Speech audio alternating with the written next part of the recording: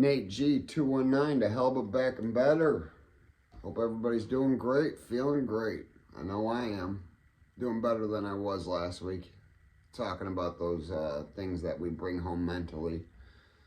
But it's Monday morning and it's feeling like a better week already. So just hopefully it stays better. Plus it's going to be warmer. Last week was cold.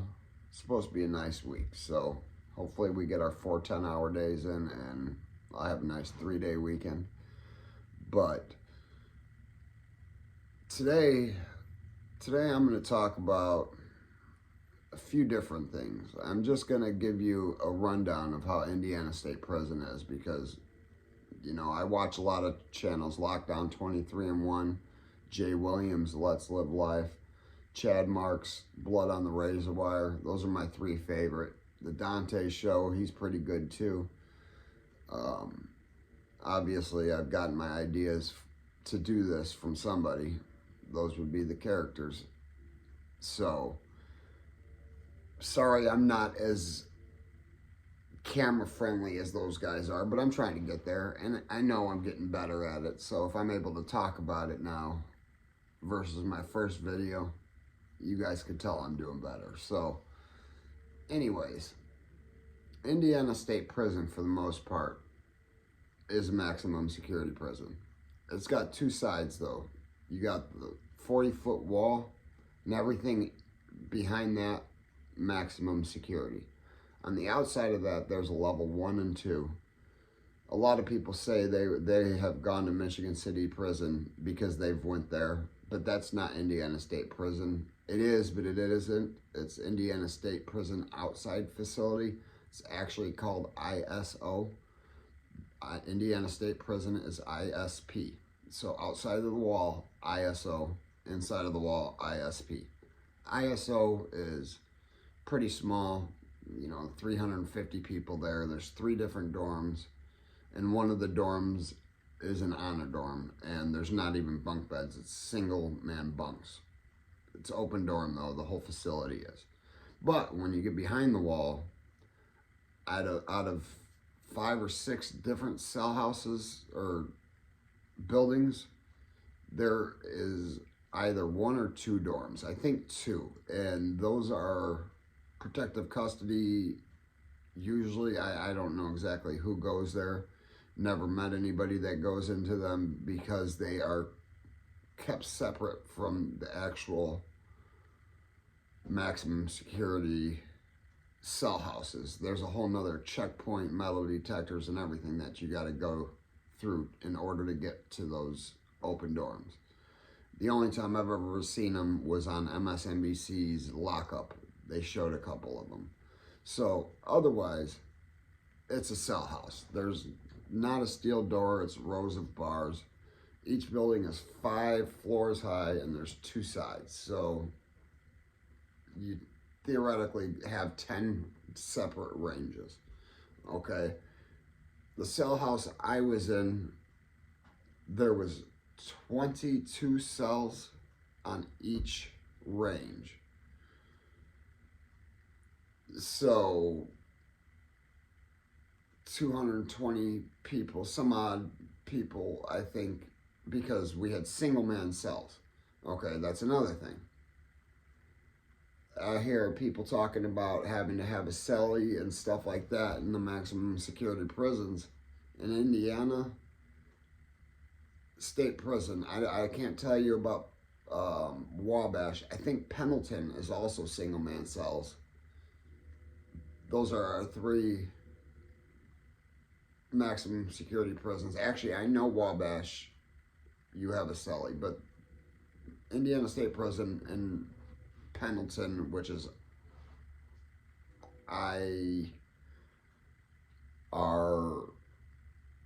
IR something, Indiana Reformatory, I don't remember, doesn't matter. Pendleton Prison, it's another max joint, but single man cells. So you don't have to worry about, while you're sleeping, your cellmate stabbing you to death. But depending on what cell house you're in, you do have worries.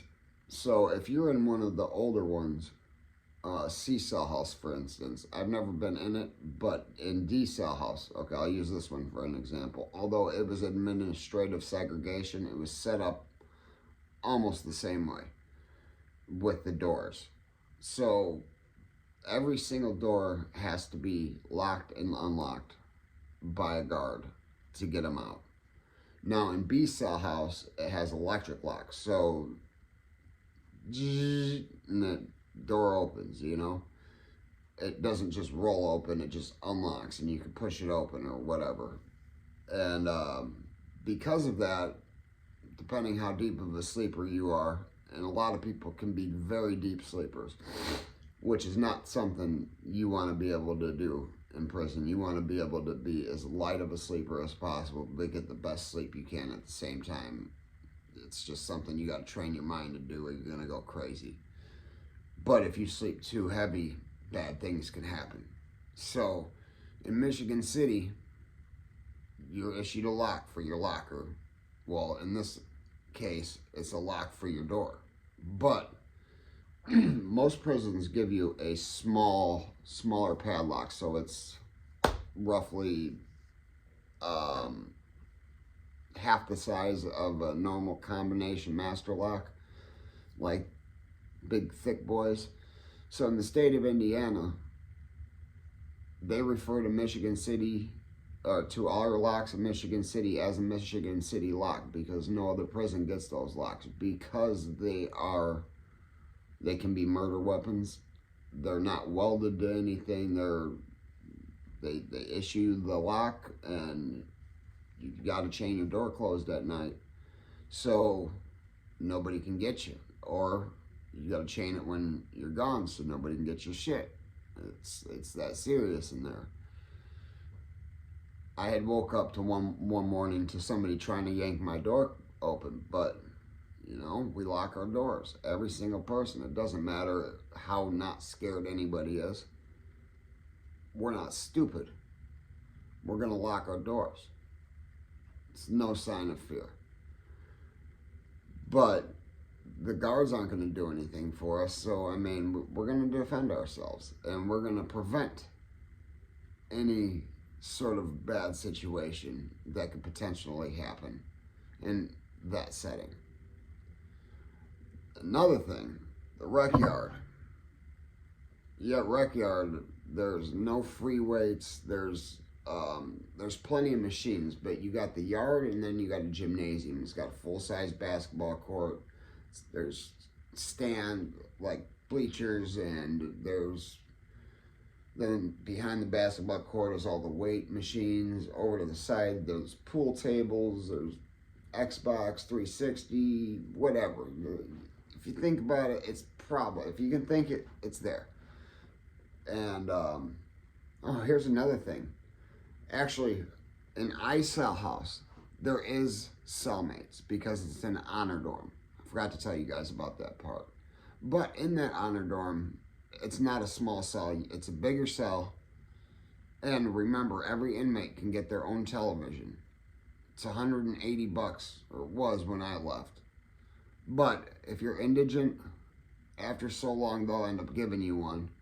Or you can always buy it off the land at a cheaper cost. But if buying things off the land is a no-no, it is contraband then, because you didn't purchase it from the prison. They didn't get the money, so if they catch you with it and you haven't gotten your name on it properly, a lot of the guards will take it. Many will just leave it, they don't care. But some, playing G.I. Joe, they're going to take your TV. But again, back to I-cell house. You know, yeah, they may have a roommate, but they're in an honor dorm, and in that honor dorm, they are allowed to buy an Xbox or PlayStation. I was never in, so I don't know exactly which one, or if they had an option. I think they might have had an option.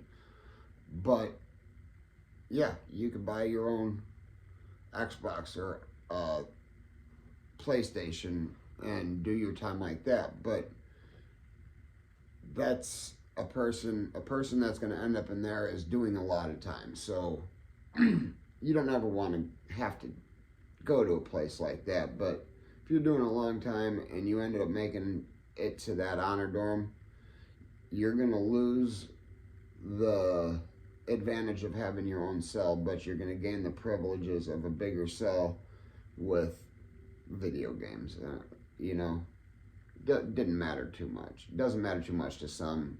To me, it didn't matter because there was no way in hell I was going to ever get to that cell house with the amount of time I had. Plus, I enjoyed not having a cellmate. I had a good group that I ran with. I, again, was in the hole for a year, so I didn't run with anybody in there. But I did have a good group that I ran with. Another thing about Indiana State Prison, it was originally being built during the Civil War. So there's many things in that prison that are very ancient. If you guys look up the history, it's fascinating. And like I'm up until 93 and 1994, one of those years was the first time they had served 3 meals a day. Until then, there was only 2 meals every day. Not just that, they served their first hot meal in, I think, 94. In 93, they introduced the 3rd meal, and in 94, they introduced a hot meal. And this is a prison that has been open since the late 1800s. When you walk into each cell house, it tells you which year that building was built. I distinctly remember one saying 1909, and I do remember seeing ones that said 1800 and something. The hospital, I know, was a very old building. There was a lot of very, very old buildings. It's just ancient. I'm surprised it's still open. I know my wife wants to go see it when it closes as a museum, which I'm sure it eventually will. But that place is 80% of the people are never going home, and 80% of those have committed murder. It's a very violent, very unsafe place. Nothing fun about it. And yeah, we had good times. I had great times. But you know the saying, you got to make yourself laugh in order not to cry. It's the only reason I had a good time, because inside I was dying. I was tearing apart. I was missing everything. I had done it to myself. I know that. And that's what my message is today is, you know, keep yourself out of prison. Keep yourself out of the shit. Because walking into a place like that, not everybody walks out. No. A lot of the people, a lot of these young gangbangers will go to that prison and become a punk. They think they'll do something. They won't. They'll get eaten alive. Because the only bangers in there are sharpened. There's no gunplay. Do take that back. There was a gun found at Lakeside facility at one point in time. I wasn't there during it, but I do remember reading about it. But still, there's no gunplay. A gun was found, no bullets. Never understood it. But the realities of the fact that when you commit an offense that causes you to go to prison, when you walk behind into that prison, there is a very high percentage that you'll never come home. And think about your kids or your mother. I mean, unfortunately, I lost my mother right after I came home. But I thank God that it didn't happen while I was there, because I'd probably still be there. I would have lost my mind. My mother was my best friend. And 90 days after I came home, I lost my mother. So think about the things before you do them, guys. Think about all the bullshit that you're doing and where you may go during that time. I know plenty of people that have lost their mothers, their fathers, or their children.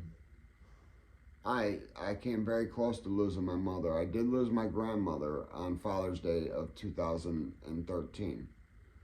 And you know, I'm in Indiana. She passed in Pennsylvania. I wasn't able to go to the service. Even had